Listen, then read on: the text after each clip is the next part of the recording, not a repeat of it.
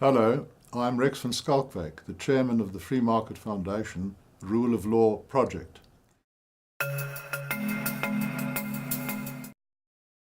Having seen what the rule of law is not, let us see what it actually is. This brief excursus will take us towards a dependable definition of the concept. First, a brief history lesson, which takes us back to the time of King Hammurabi of Babylon in the year 1750 BC. This king evidently had a vision in which he was addressed by two of the gods of the time. He described this encounter in the preface to his renowned law code in this way.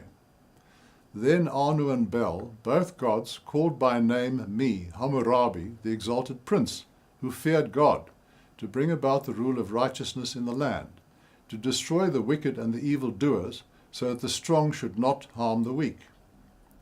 Hammurabi took the command seriously and promptly set about to record on a series of tablets the law code, which was then publicly displayed so that the people would know the laws to which they were subjected.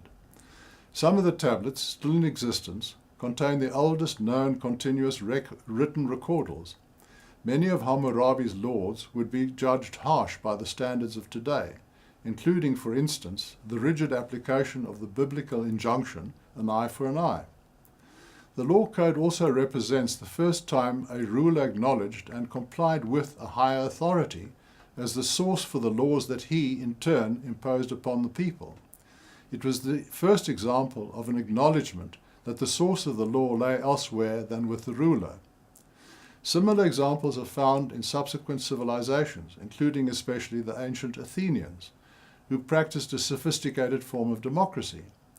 In more recent history, the Magna Carta of 1215 represents a singular event. In this case, a tyrannical King John was compelled by the barons and the church to yield some of his absolute powers to a select group of his subjects.